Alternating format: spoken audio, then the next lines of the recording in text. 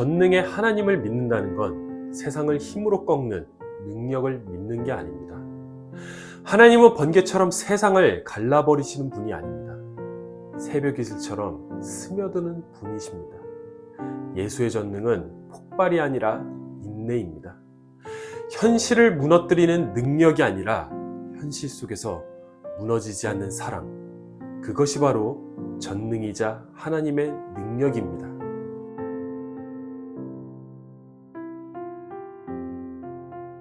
신자라면 누구나 하나님의 능력을 삶에서 경험하고 싶습니다. 그러나 하나님께 진심과 치성을 바쳐도 하나님으로부터 어떠한 응답도 능력도 경험하지 못하는 게 우리 현실입니다. 어떻게 해야 하나님의 능력을 우리 삶에서 경험할 수 있을까요? 오늘은 이에 대해서 한번 살펴보려 합니다. 예수께서는 겟세마네에서 기도를 마치고 제자들과 함께 내려오십니다. 그때 무리와 함께 온 가룟 유다가 예수에게 인사를 하고 입을 맞춥니다. 이런 현장이 들이닥칠 걸 이미 아신 예수께서는 네가 무엇을 하려고 왔는지 행하라고 말씀하십니다. 유다가 보낸 신호를 본 무리가 예수의 손을 잡고 체포하려 하자 베드로는 칼을 빼어 대제사장의 종 말고의 오른편 귀를 베었습니다. 그리고 예수께서는 베드로에게 이렇게 말씀하십니다. 네 칼을 도로 칼집에 꽂으라. 칼을 가지는 자는 다 칼로 망하느니라. 너는 내가 내 아버지께 구하여 지금 12군단 더 되는 천사를 보내시게 할 수 없는 줄로 아느냐? 내가 만일 그렇게 하면 이런 일이 있으리라 한 성경이 어떻게 이루어지겠느냐? 베드로가 사용한 칼은 무엇을 의미할까요? 그 칼은 베드로의 진심입니다. 예수를 향한 진심입니다. 그가 사용한 칼은 그가 성공하기 위한 칼도 아닙니다. 그저 예수를 지키고 싶은 진심, 그 진심 하나로 가득한 칼이었습니다. 그런데 예수는 그 진심 어린 칼을 칼집에 꽂으라고 말씀하십니다. 이와 비슷한 장면을 우리는 마태복음 16장에서 확인할 수 있습니다. 거기서 예수께서는 제자들에게 처음으로 자신이 겪을 죽음과 부활을 예언하시는 장면을 볼 수 있습니다. 그러자 베드로는 즉시 반응합니다. 주여, 그리 마옵소서. 이 일이 결코 죽게 미치지 않을 것입니다. 그러자 예수께서는 사탄아 내 뒤로 물러가라. 너는 나를 넘어지게 하는 자로다. 네가 하나님의 일을 생각하지 아니하고 도리어 사람의 일을 생각하는도다 라고 말씀하십니다. 여기서도 베드로가 말한 고백은 진심이었습니다. 그러나 예수께서는 그 진심을 하나님께서 행하실 일을 생각하지 않은 진심이라 대답하십니다. 본문에 나타나는 베드로가 사용하는 칼도 마찬가지입니다. 이 칼은 성경을 이루기 위해 하나님께서 사용하시는 방법을 모르는 지식부재에서 비롯된 진심입니다. 베드로가 가진 진심은 현실이 답답한 데서 비롯됐습니다. 마치 그가 사용한 칼은 예수님, 여기서 예수님이 붙잡히시고 죽으시면 안 됩니다. 말이 되지 않습니다. 변화산에서 모세와 엘리야와 함께 대화하시는 모습도 보여주시고 그물이 찢어지도록 물고기를 잡는 것도 보여주신 그리스도께서 이렇게 허무하게 붙잡힐 리가 없습니다. 예수님, 저와 함께 이곳에서 벗어나시죠 라고 말하는 것과 같습니다. 나는 솔로라는 프로그램을 보신 적이 있으신가요? 그 프로그램을 보면 연애를 잘못하는 사람들의 공통점이 있습니다. 상대방의 마음이 어떤지는 알아보지도 않고 오직 자신의 마음에만 충실합니다. 상대가 누구를 좋아하는지, 나에게는 어떤 감정이 있는지는 중요하지 않습니다. 그저 내 감정에만 충실하게 행할 뿐입니다. 요즘 여자 청년들은 조금 다른 것 같지만 저희 때 여성분들이 남자에게 마음을 여는 속도는 어린이 보호구역 수준이었습니다. 30km에 가깝죠. 그런 여성분들에게 남자가 경부고속도로 110km로 다가가면 어떻게 될까요? 급정거를 하게 됩니다. 급정거란 더는 그 남성에게 내 마음을 열기가 쉽지 않다는 뜻이죠. 어쩌면 우리가 신앙생활을 이렇게 하고 있는지 모릅니다. 하나님께서 어느 정도의 속도로 움직이기를 원하시는지, 어느 방향으로 가기를 원하시는지는 알지도 못한 채 우리는 냅다 달립니다. 이게 제일 많이 드러나는 부분이 바로 기도입니다. 우리가 기도만큼 하나님께 진심으로 다가가는 순간은 거의 없습니다. 시간, 정성 등을 가장 많이 보여주는 게 기도입니다. 그런데 이상하게 하나님께서 다른 사람들의 기도는 다 들어주시는 것 같은데 내 기도는 들어주시는 것 같지가 않습니다. 내가 하나님께 바친 시간과 정성과는 사뭇 다른 반응이 계속 현실 속에서 벌어지는 겁니다. 마치 베드로의 진심에 예수께서 사탄아 물러가라 라고 말씀하시는 것처럼 우리의 진심에 어긋나는 원치 않는 현실이 계속 우리에게 닥쳐오는 겁니다. 그러니 우리 기도는 능력도 없고 하나님의 능력은 우리 삶에 나타나지도 않는다고 생각하게 되는 것이죠. 이런 베드로의 진심과 우리의 진심에 예수가 뭐라고 말씀하신지 한번 볼까요? 예수께서는 이렇게 말씀하십니다.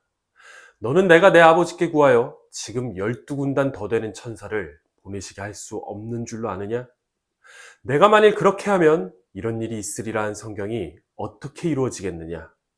예수께서는 성경이 이루어지는 방법이 12군단 더 되는 천사를 보낼 수 있음에도 불구하고 보내지 않는 방법이라 말씀하십니다. 12군단은 대략 7만 2천 명의 천사를 의미합니다. 성경을 보면 한 천사가 아수르 군대 18만 5천 명을 하룻밤에 쳐 죽인 사건이 나옵니다. 만약 7만 2천 명의 천사가 예수가 있는 자리에 온다면 어떻게 될까요? 로마 제국 전체를 무너뜨릴 수 있는 능력입니다. 예수께서는 이러한 능력을 가지고 계셨습니다. 그런데 문제는 예수께서 이 능력을 사용하지 않으신다는 겁니다. 예수께서 지금까지 보인 기적을 한번 생각해 봅시다. 그분은 많은 병자를 고치시고 떡 5개와 물고기 2마리로 15,000명 이상을 먹이시며 죽은 자도 살리셨습니다. 그분은 폭풍을 잠잠케 하시고 무리를 걸으셨습니다. 그분은 전능하신 하나님의 아들이었습니다. 그런데 지금 이 중요한 순간에 그 전능을 사용하지 않으십니다. 예수께서는 기적을 행하지 않고 로마 제국 전체를 쓰러뜨리는 천사군단을 부르지 않는 것이 성경을 이루는 하나님의 능력이자 방법이라 말씀하십니다. 이처럼 전능이란 하나님께서 당신의 존재를 한계에 묶이셔서 영광을 나타내는 방법입니다. 우리는 전능하신 나의 주 하나님은이라는 찬양을 부르며 감동과 위로를 받습니다. 가사는 전능하신 나의 주 하나님은 능치 못하실 일이 전혀 없다고 고백합니다. 능치 못하실 일이 전혀 없는 하나님께 우리가 간구하면 우리 삶에 하나님의 능력이 나타날까요? 지금 내가 처한 문제와 현실을 벗어나 조금 더 형편이 좋아져서 간증의 주인공이 되는 게 하나님의 능력이 나타난 삶일까요? 우리는 이미 다 알고 있습니다. 간구하고 열심히 살아도 내 삶이 바뀌지 않는다는 것을 다 압니다. 아무리 기도해도 내 진심과 정성을 하나님께 바쳐도 현실이 바뀌지 않습니다. 그리고 좌절하죠. 하나님이 없는 것처럼 느껴지는 현실을 살아가며 하나님에게 따지고 분노하는 삶을 살게 되는 겁니다. 그런 우리에게 예수는 너는 지금 내가 로마 제국을 쓸어버릴 능력이 없다고 생각하느냐? 라고 지금 말씀하시고 물으시는 겁니다. 세상이 하나님을 믿지 못하는 이유 중 하나가 바로 이 때문입니다.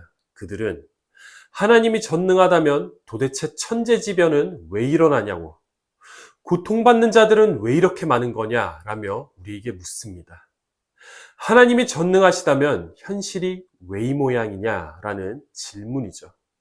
어쩌면 그들이 아는 전능과 신자가 아는 전능은 다를 바가 없을 겁니다. 우리는 초월적으로 현실을 뒤집는 게 전능이라 생각합니다. 그런데 성경은 그렇게 얘기하지 않습니다. 예수가 체포되고 로마 제국을 압살할 능력을 발휘하지 않는 방법, 즉 신이 현실에 묶여있는 방법이 하나님께서 전능을 발휘하시는 방법이라 말씀하십니다. 그게 성경이 우리에게 이곳에서 이루어지는 방법이라고 말씀하는 겁니다.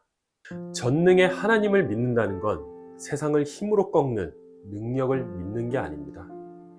하나님은 번개처럼 세상을 갈라버리시는 분이 아닙니다. 새벽 이슬처럼 스며드는 분이십니다. 예수의 전능은 폭발이 아니라 인내입니다. 현실을 무너뜨리는 능력이 아니라 현실 속에서 무너지지 않는 사랑, 그것이 바로 전능이자 하나님의 능력입니다. 하나님은 폭풍 속에서가 아니라 십자가 위의 침묵으로 자신을 드러내셨습니다. 그분의 전능은 부서진 현실을 피해가는 길이 아니라 그 부서진 자리로 내려가는 길이었습니다. 하나님은 때로 산을 옮기지 않으시고 우리가 그 산을 오르게 하십니다. 그 길이 고통스러울지라도 그 안에서만 경험할 수 있는 하나님의 능력이 있기 때문입니다. 그러므로 우리가 하나님의 능력을 경험한다는 건 이런 겁니다. 마주치고 싶지 않은 자와 마주칠 수 있는 용기, 웃을 수 없는 상황에서 웃을 수 있는 실력, 지지 말아야 할 상황에서 질 수 있는 배짱, 이런 것들을 행하는 우리의 모습에서 우리는 하나님의 능력을, 전능을 발견할 수 있습니다. 이런 것들은 세상이 결코 할 수 없는 것들입니다. 세상은 이기기 위해 수단과 방법을 가리지 않습니다. 세상이 진다는 건 두 걸음을 더 나아가기 위한, 두 번 더 이기기 위한 한 번의 물러섬일 뿐 거기에 사랑과 인내는 없습니다. 그러나 우리는 다릅니다. 예수가 체포당하는 자리로 들어가신 것처럼 우리도 그 자리로 들어갈 수 있습니다. 왜 그렇습니까? 하나님의 전능이 있기 때문입니다. 하나님의 능력이 있기 때문입니다. 거기서 우리는 하나님의 능력을 경험할 수 있습니다. 그러므로 어깨 피시고 당당하게 사시기를 바랍니다. 하나님의 능력이 여러분과 이미 함께 있습니다. 현실이 뒤집혀야 하나님의 능력을 경험하는 게 아닙니다. 현실을 살아내는 지금, 이 모습 자체가 바로 하나님의 능력이 우리와 함께하는 겁니다. 우리의 하나님은 한계 속에서 일하시는 하나님이십니다. 거기서 하나님이 능력을 나타내고 계십니다. 하루하루를 살아내며 하나님의 능력을 경험하고 그 안목을 키워나가는 여러분 모두가 되기를 바랍니다.